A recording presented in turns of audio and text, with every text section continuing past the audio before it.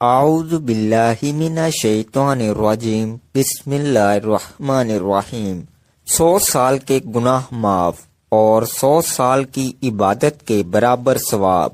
نماز فجر کے بعد جو یہ تسبیح پڑھے گا، محترم ناظرین، نماز فجر کے بعد جو 100 بار یہ تسبیح پڑھے گا، 100 سال کے گناہ معاف اور 100 سال کی عبادت کا ثواب ملے گا انشاءاللہ۔ ناظرین، حضرت نواس بن سامان رضی اللہ عنہ سے روایت ہے کہ میں نے رسول اللہ صلی اللہ علیہ وآلہ وسلم سے سوال کیا کہ نیکی اور گناہ کیا ہے، تو آپ نے فرمایا نیکی اچھے اخلاق کا نام ہے اور گناہ وہ ہے جو تیرے دل میں کھٹکے اور تم اس بات کو برا سمجھو کہ لوگ اس پر مطلع ہوں۔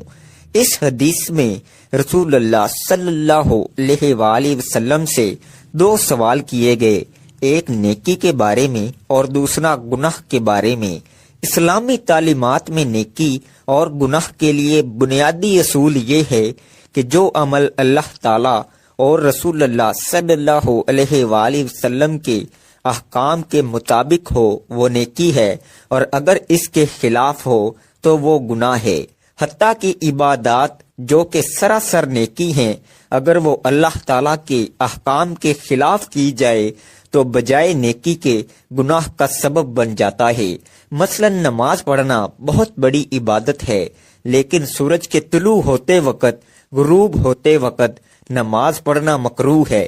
اگر کوئی شخص ان مکروہ اوقات میں نماز پڑھے تو وہ گناہ کا سبب بن جائے گا۔ اسی طرح روزہ رکھنا عظیم عبادت ہے، لیکن عید کے دن چونکہ روزہ رکھنا ممنوع ہے، اس لیے اگر عید کے دن روزہ رکھا تو یہ گناہ کا سبب ہوگا۔ اس سے معلوم ہوا کہ نیکی اصل میں اطاعت الہی کا نام ہے۔ اللہ رب العزت نے اسلام کے ذریعہ ہمیں اچھے اخلاق کی تعلیم دی۔ حسن خلق یعنی لوگوں سے اچھا برتاؤ کرنا بہت بڑی نیکی ہے۔ دراصل اچھے اخلاق سے لوگوں کو فائدہ ہی پہنچے گا، اور نیکی وہی ہو سکتی ہے جس سے مخلوق کو فائدہ پہنچے۔ جب لوگوں کو کسی کام سے فائدہ پہنچتا ہے تو وہ اس کام کو پسند کرتے ہیں، اور خود کام کرنے والا بھی اس بات کو فطری طور پر چاہتا ہے کہ میرے اچھے کام لوگوں کو معلوم ہوں۔ چنانچہ رسول اللہ صلی اللہ علیہ وآلہ وسلم نے نیکی کے برعکس گناہ کی پہچان یہ بتائی کہ گناہ وہ عمل ہے جس کے کرنے کے بعد آدمی دل کے اندر کھٹکا محسوس کرے۔ حقیقت یہی ہے کہ مومن کا دل ہی نیکی اور بدی کی کسوٹی ہے۔ جب انسان سے برا کام سرزد ہو جاتا ہے تو پھر وہ یہ بھی نہیں چاہتا کہ لوگوں کو میرا یہ برا کام معلوم ہو، اور وہ اسے چھپانے کی کوشش میں لگا رہتا ہے۔ اب مثال کے طور پر رشوت کے گناہ کا تذکرہ ہو تو کسی ایسے شخص کو دیکھیے جس نے کبھی رشوت نہ لی ہو۔ اگر کوئی شخص زبردستی اسے رشوت دینے کی کوشش کرے تو وہ لینے سے انکار کرے گا۔ بہت اصرار ہوا تو وہ جب لینے کے لیے ہاتھ بڑھا رہا ہو تو آپ غور سے دیکھیے، اس کے ہاتھ کانپ رہے ہوں گے، دل کی دھڑکن تیز ہو جائے گی، اور سردی کے موسم بھی اس کی پیشانی پر پسینے کے قطرے نظر آئیں گے، اور وہ شخص ادھر ادھر دیکھ رہا ہوگا کہ کوئی مجھے رشوت لیتے ہوئے دیکھ تو نہیں رہا۔ یہ سب کیفیات بتا رہی ہیں کہ اس کے دل میں رشوت سے نفرت ہے، لیکن خدا نہ کرے اس شخص کو شیطان نے بہکا دیا، اب وہ رشوت لینے کا عادی ہو گیا، تو پھر اس کے دل میں وہ رکاوٹ اور کھٹکا ختم ہو جائے گا۔ اس لیے دل کو تندرست رکھنے کے لیے سب سے بڑی پابندی یہ اختیار کرنی ہوگی کہ وہ انسان کسی بھی گناہ کا عادی نہ ہونے پائے۔ اور گناہ کی عادت سے بچنے کا طریقہ یہ ہے کہ جب گناہ سرزد ہو فوراً اللہ تعالیٰ سے معافی مانگ لے، توبہ اور استغفار کرے۔ بس یہ شخص اس گناہ کا عادی نہیں بن سکتا۔ اللہ تعالیٰ ہمیں اچھے اخلاق سے آراستہ ہونے اور گناہ سے بچنے کی توفیق عطا فرمائے، اور ایسا قلب سلیم عطا فرما دے جو نیکی اور گناہ میں پہچان کر لیا کرے۔ ناظرین کرام، میری حقیر سمجھ میں آج تک یہ بات نہیں آ سکی کہ موجودہ کھوٹی اور جھوٹی، عارضی اور بے معنی دنیا اور زندگی میں انسان ہر لمحہ سرگرداں، ہر پل احکامات ربانی سے روگردان کیا کچھ کرتا پھر رہا ہے، کیوں کرتا پھر رہا ہے، اور کب تک اپنے مقصد تخلیق و حیات کو بھول کر ان چکروں میں چکراتا رہے گا۔ لگتا ہے وہ یہ بھول چکا ہے کہ اس دنیا میں وہ آب حیات پی کر زندہ نہیں ہے، اس نے کوچ بھی کرنا ہے اور اپنے پل پل کا حساب بڑے اور کڑے دن کے مالک کو ضرور دینا ہے۔ بلکہ حق تو یہ ہے کہ اگر گناہ کی سزا کے خوف اور ثواب کی جزا کے لالچ کو سامنے رکھ کر زندگی نہ بھی گزاری جائے، تب بھی سکون قلب کی خاطر حقیر انسان کو لغویات، خواہشات، کمینگی، بدی، بدنیتی اور گناہ کی زہرناکی سے بچنا چاہیے تھا۔ وہ گناہ کی ذلت اور ثواب کی اہمیت سے قطعی طور پر نابلد ہو کر خود کو خود ہی جینے کی مہلت دیے جا رہا ہے۔ جنت، دوزخ اور جزا و سزا کو محض نظریہ یا بے معنی الفاظ سمجھ رہا ہے، یہ اس کے پاگل پن کی حتمی انتہا نہیں تو اور کیا ہے۔ اتنی عجیب بات ہے، رات کو گناہ اور عبادت دونوں کے لیے یکساں طور پر موضوع سمجھا جاتا ہے۔ ایک کو یہ مان کے خدا اسے دیکھ رہا ہے، دوسرے کو یہ گمان کہ اس وقت خدا سو رہا ہوگا۔ یہ بات کوئی بھی تسلیم نہیں کرتا، مگر حقیقت یہ ہے کہ ہر انسان کی زندگی غلطیوں، خطاؤں اور گناہوں کا پلندہ ہے۔ اگر کبھی یہ غلطیاں، یہ گناہ، یہ خطائیں اس کے سامنے تجسیم میں آ جائیں تو یوں محسوس ہوگا جیسے ایک اکیلا انسان لاکھوں درندوں میں گھر گیا ہو۔ سوچئے، اگر تریاکی زیادہ زہر بن جاتی ہے تو انسان کے گناہوں کی زیادتی کا انجام کیا ہوگا۔ حیرت ہے کہ ایک گناہ کی 5 سزائیں مقرر ہیں، پھر بھی اسے انسان ایک سمجھ کر کیے جاتا ہے۔ ایک، ضمیر کی جبن، نمبر 2، زمانے کی نفرت، نمبر 3، قانون کی سزا، نمبر 4، دنیاوی عذاب، نمبر 5، جہنم کی آگ۔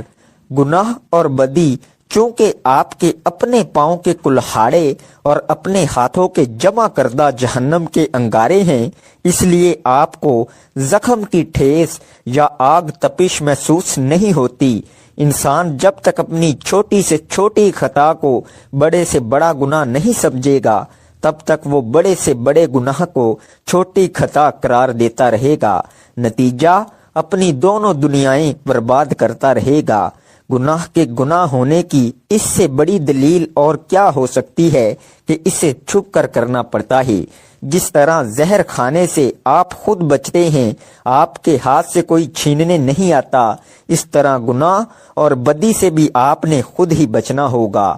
حیرت ہے، سودا لیتے وقت ہم جس دکاندار سے ایک بار دھوکہ کھا لیتے ہیں، دوبارہ اس سے سودا لینے کی غلطی نہیں کرتے، مگر عام روزمرہ کی زندگی میں جو غلطیاں اور گناہ بار بار کرتے ہیں، اس سے توبہ تائب نہیں ہوتے۔ گناہ گاروں کو اللہ تعالیٰ بدی کا دائرہ مکمل کرنے کے لیے جو مہلت عطا فرماتا ہے، وہ اسے اپنی زندگی سمجھ بیٹھتے ہیں، حالانکہ اس عرصے میں دراصل ان پر نیکی کا عمل سا قحط کر دیا جاتا ہے۔ کوئی بھی شخص اپنا گناہ اور بدی بدکاری کو تسلیم نہیں کرتا، اس لیے کہ کسی کو اپنی گندگی سے بدبو نہیں آتی۔ بظاہر گناہ گار شخص اپنی تمام تر اخلاقیات کو روکتا ہوا گناہ کر گزرنے کو اپنی بہادری کا کارنامہ سمجھتا ہے، جبکہ اصل میں یہ اس کی روز حشر کے کڑے اور بڑے حساب سے بچنے پر سارا زور صرف کر دینے کی صلاح حاصل ہے۔ لوگوں کا عقیدہ ہے جنت دوزخ کا تصور محض عقیدہ ہے، حقیقت میں کچھ نہیں ہے، حالانکہ یہ ان کا ذاتی فلسفہ یا فتویٰ ہو سکتا ہے۔ دونوں حقیقتیں اپنی جگہ پر موجود ہیں۔ جنت دوزخ کی مختصر تعریف یہ ہے کہ ہمارا ہر سانس خالق کی جانب سے ایک کرم ہے، جواباً ہمارا ہر سانس ناشکری کا ایک سلسلہ جاریہ ہے اور یہی گناہ عظیم ہے۔ دنیا میں بھاری ترین عمل نیکی کرنا ہے۔ جو اس راہ پر آ گیا اسے آخرت میں دوزخ کا کیا خوف۔ درج ذیل الفاظ میں بظاہر بہت معمولی فرق ہے، لیکن ان کے ترجمے کا آپس میں عدل بدل جانا چند لمحوں میں جنت اور دوزخ کا فرق پیدا کر دیتا ہے۔ جب خود آگاہی گمراہی میں تبدیل ہو جاتی ہے، مان گمان میں بدل جاتا ہے، نیک نیتی بد نیتی میں ڈھل جاتی ہے، فنا کو بقا سمجھ لیا جاتا ہے۔ محترم ناظرین، کتاب و سنت کے مطالعے سے یہ بات معلوم ہوتی ہے کہ گناہ انسانی زندگی پر منفی اثرات مرتب کرتا ہے، اور گناہوں کی ہلاکت خیزی اس قدر شدید ہے کہ انسان کی زندگی میں آنے والی جملہ تکالیف ان سے انتہائی گہرا تعلق رکھتی ہیں۔ اللہ تبارک و تعالی سورہ شورى کی آیت نمبر 30 میں ارشاد فرماتے ہیں، اور جو بھی تمہیں کوئی مصیبت پہنچتی ہے تو وہ اسی کی وجہ سے ہے جو تمہارے ہاتھوں نے کمایا، اور وہ درگزر کر دیتا ہے بہت سی باتوں سے۔ جب انسان اجتماعی حیثیت سے گناہ کرتا ہے تو خشکی اور تری میں انسانوں کے گناہ کی وجہ سے فساد ظاہر ہو جاتا ہے۔ اللہ تبارک و تعالی سورہ روم کی آیت نمبر 41 میں ارشاد فرماتے ہیں، فساد ظاہر ہو گیا خشکی اور سمندر میں، اس وجہ سے جو کمایا لوگوں کے ہاتھوں نے، تاکہ اللہ مزہ چکھائے انہیں اس کا جو انہوں نے عمل کیا، تاکہ وہ رجوع کریں یعنی باز آ جائیں۔ اللہ تبارک و تعالی نے سورہ نحل میں ایک ایسی بستی کا ذکر کیا جس کو اللہ تبارک و تعالی نے رزق، امن اور اطمینان کی نعمتوں سے نواز رکھا تھا، مگر جب انہوں نے اللہ تبارک و تعالی کی ناشکری کی تو اللہ تعالی نے ان سے نعمتوں کو چھین کر ان پر بھوک اور خوف کو مسلط کر دیا۔ اللہ تبارک و تعالی سورہ نحل کی آیت نمبر 112 میں ارشاد فرماتے ہیں، اور بیان کی اللہ نے مثال ایک ایسی بستی کی جو تھی امن والی، اطمینان والی، آتا تھا اس کے پاس اس کا رزق کھلا ہر جگہ سے، تو اس نے ناشکری کی اللہ تعالیٰ کی نعمتوں کی تو چھکایا اس کو اللہ نے بھوک اور خوف کا لباس، اس وجہ سے جو وہ کرتے تھے۔ ان آیات مبارکہ سے اس نتیجے کو اخذ کرنا کچھ مشکل نہیں کہ گناہوں کے نتائج کس قدر ہلاکت خیز ہیں۔ گناہوں سے بچنے کے لیے شریعت نے بعض ایسے اعمال کی طرف رہنمائی کی ہے جن کو بجا لانے سے انسان گناہوں کے اثرات بد سے محفوظ ہو سکتا ہے۔ اس حوالے سے چند اہم اعمال درج ذیل ہیں۔ توبہ و استغفار۔ جب انسان اللہ تبارک و تعالیٰ کی بارگاہ میں گڑ گڑا کر توبہ کرتا ہے تو اللہ تبارک و تعالیٰ اس کی خطاؤں کو معاف فرما دیتے ہیں، خواہ وہ کتنی ہی بڑی خطائیں کیوں نہ ہوں۔ اللہ تبارک و تعالیٰ نے سورہ فرقان میں 3 بڑے گناہ شرک، قتل اور زنا کا ذکر کیا جن کی ہلاکت خیزی اطر من الشمس ہے۔ جب انسان ان گناہوں کے بعد توبہ کا طلبگار ہو کر اللہ تبارک و تعالیٰ کی بارگاہ میں آتا ہے تو اللہ تبارک و تعالیٰ اس کی خطاؤں کو معاف فرما دیتے ہیں۔ اس حوالے سے سورہ فرقان کی آیات 68 سے 70 میں ارشاد ہوا، اور وہ لوگ جو نہیں پکارتے اللہ کے ساتھ کسی دوسرے معبود کو، اور نہ وہ قتل کرتے ہیں اس کی جان کو جسے اللہ نے حرام کیا ہے مگر حق کے ساتھ، اور نہ وہ زنا کرتے ہیں، اور جو یہ کام کرے گا وہ ملے گا سخت گناہ کی سزا کو دگنا کیا جائے گا، اس کے لیے عذاب قیامت کے دن، اور وہ ہمیشہ رہے گا اس میں ذلیل ہو کر۔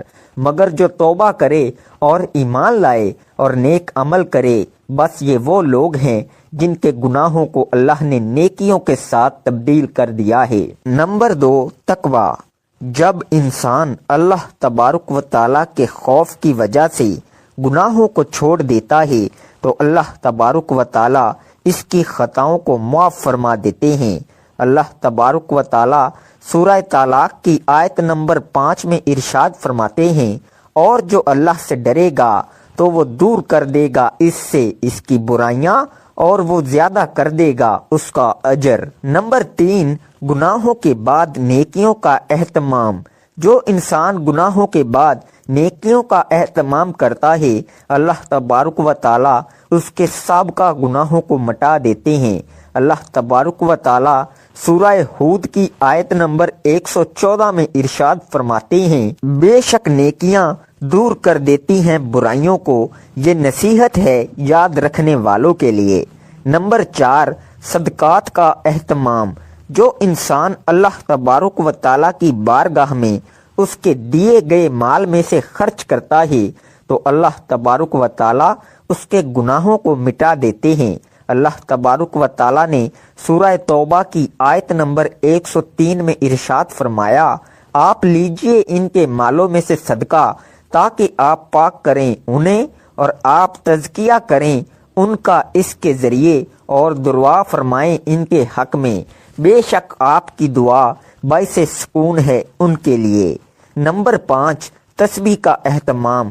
جو شخص صبح و شام 100 مرتبہ سبحان اللہ و بحمدہ کا ورد کرتا ہے، اللہ تبارک و تعالی اس کے گناہوں کو مٹا دیتے ہیں، خواہ وہ سمندر کی جھاگ کے برابر ہی کیوں نہ ہوں۔ نمبر 6، نبی کریم صلی اللہ علیہ وآلہ وسلم کی اتباع۔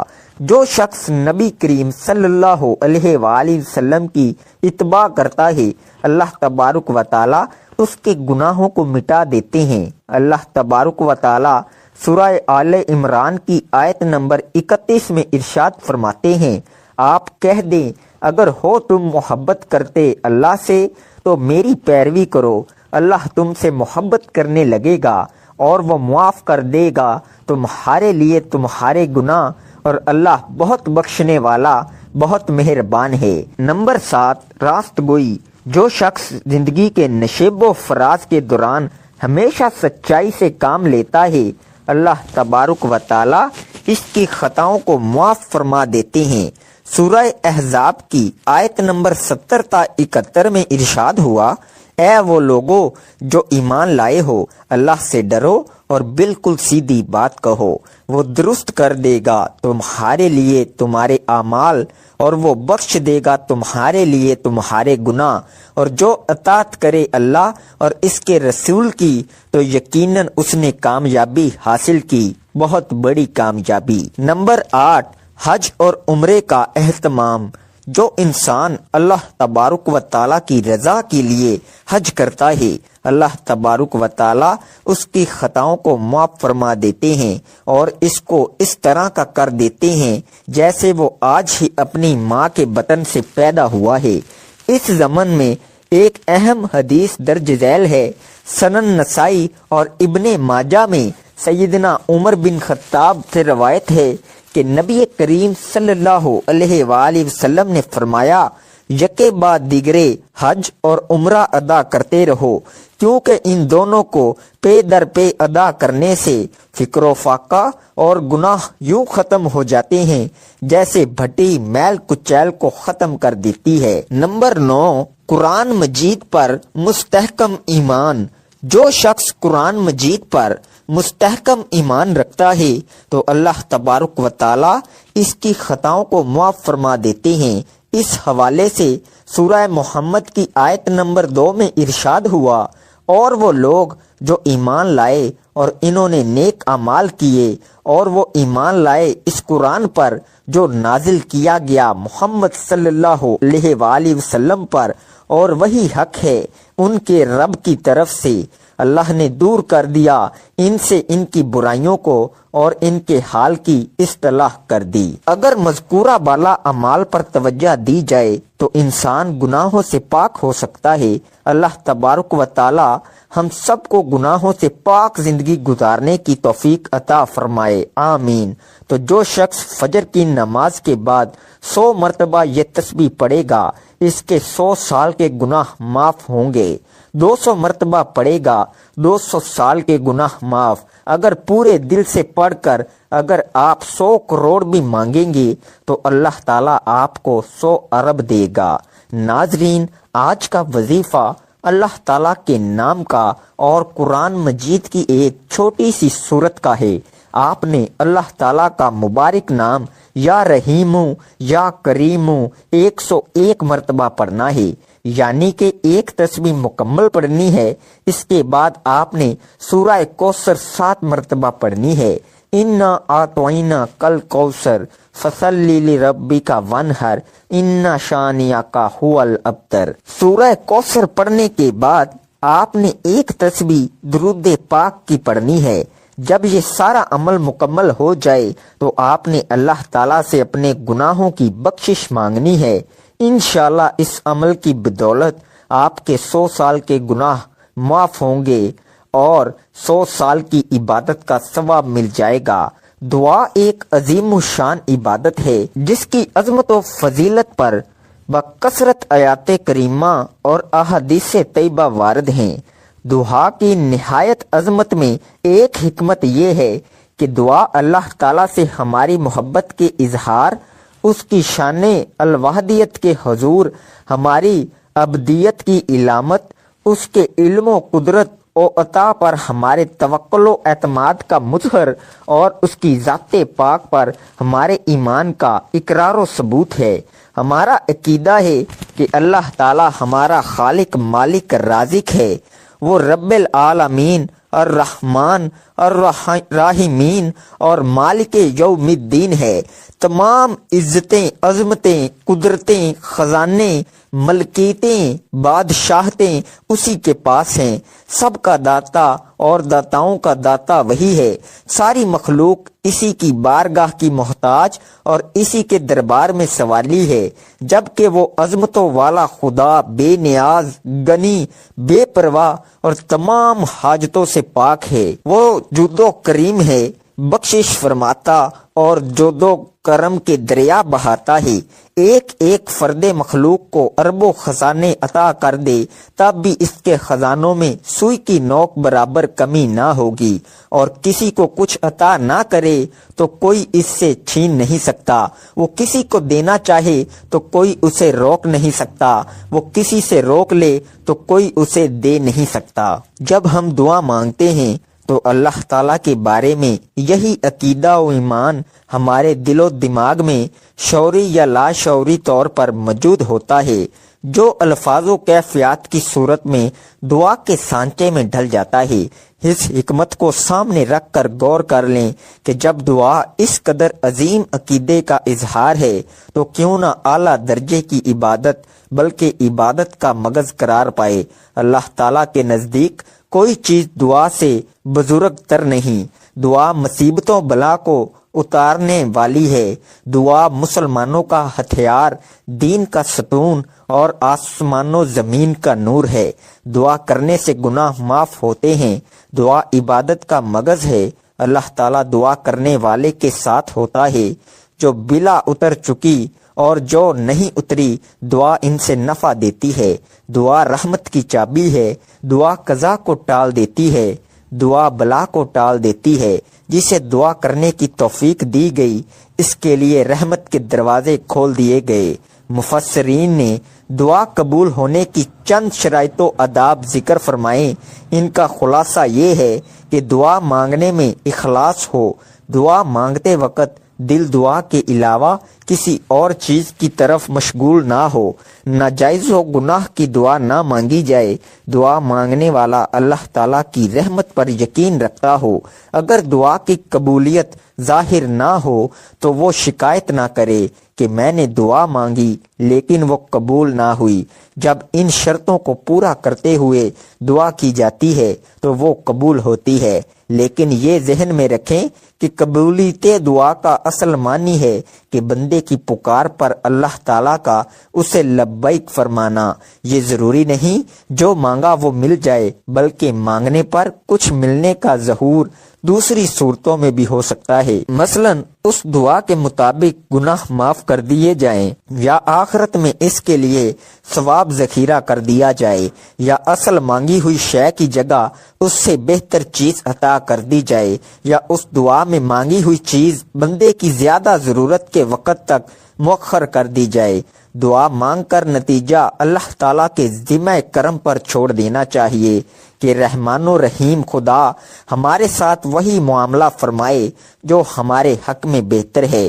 میری اللہ تعالیٰ سے دعا ہے کہ اللہ تعالیٰ تمام مسلمانوں کی پریشانیاں دور کرے، رزق کی فراوانی عطا کرے، تنگ دستی کو ختم کرے۔ یا اللہ قرض داروں کو قرض سے نجات عطا کر، بے گھروں کو گھر عطا کر، بے روزگاروں کو روزگار عطا کر، بے اولادوں کو اولاد عطا کر۔